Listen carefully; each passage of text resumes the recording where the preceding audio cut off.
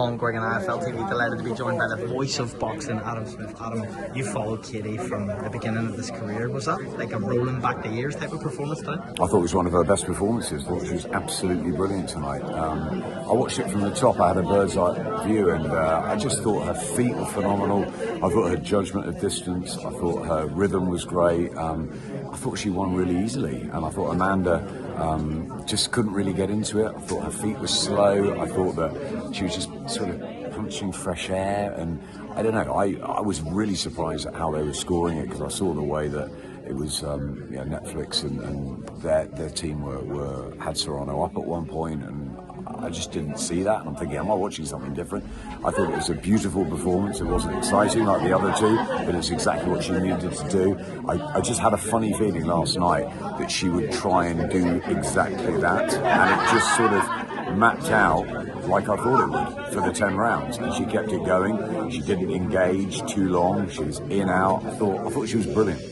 In terms of that performance, would you say that Katie Taylor now warrants staying in the game? Because a lot of people might have said, oh, it's time to walk away, you beat Serrano 3 times, but really a performance like that means that Katie's here to stay, right?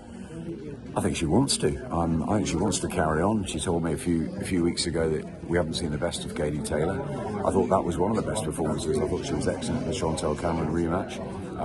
But I thought it was even better tonight, and the way she diffused Amanda Serrano in front of a very, very heavy Puerto Rican crowd. Yes, there was a lot of Irish, but Serrano was really popular. It was an MVP show, and I just thought Katie went in there, did the job, executed it perfectly. Listen, I'd love to see a fight at Croke Park. You know, the Chantel Cameron trilogy's there. There's other fights. Katie could fight on for another 2-3 years if she wanted to, because of her dedication and her drive. You look at Alexander Usyk, same sort of situation, and there's no signs of decline for him. So I think the way that athletes now keep themselves in condition sort of all year round is a real help, and it's up to Katie. She's proved everything. She doesn't need to do anything. This is now 3-0 with Amanda. I mean, what else does she need to do? 1-1 with Chantel Cameron, maybe a trilogy there. Potentially 1 or 2 other fights out there, but look, Katie cemented her place in history a long, long time ago. I mean, what she's doing now, she's just adding layers to it. I think she's just, phenomenal. I spoke to a lot of the Irish fans here tonight, and they said, we don't care if Katie wins or loses. We just love the fact that she's been an inspiration to all of us in the country for what she's done, from dressing up as a boy when she was young and living a dream. So they just love Katie Taylor, and I just think it's fantastic. And she's a friend of mine, and I'm delighted for her. What did you make of the 95-95 scorecard? That was bizarre, right? I thought so. As I said, I thought she won it by 4 or 5 rounds. Boxing's subjective. Some people, thought Savannah Marshall was unlucky. I did as well. I thought she probably should have nicked that fight. The Ramla Ali one was controversial as well. It's subjective.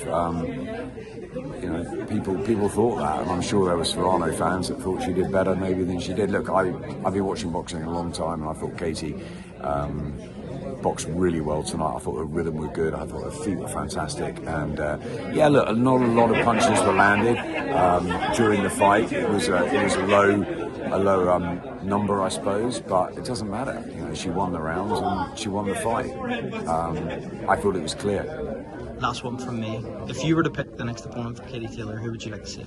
I think Chantel Cameron. I think she deserves it. I think Chantel is the only one to beat Katie Taylor as a pro, and I would like to see that trilogy happen in Croke Park. But that probably won't happen until spring or summer next year. So maybe there has to be one else. Look, I think it's a time to celebrate Katie Taylor tonight, and we'll work that out later in the year. But yeah, I'm just delighted for her. I'm really, really pleased for her, because she's just a fantastic young woman, and I've known her a long time, and my family back home will be cheering from the rafters. She's a pal of the Smiths, and we're really happy for her. Well, Adam, thank you so much for your time. It's always an absolute. Thank you.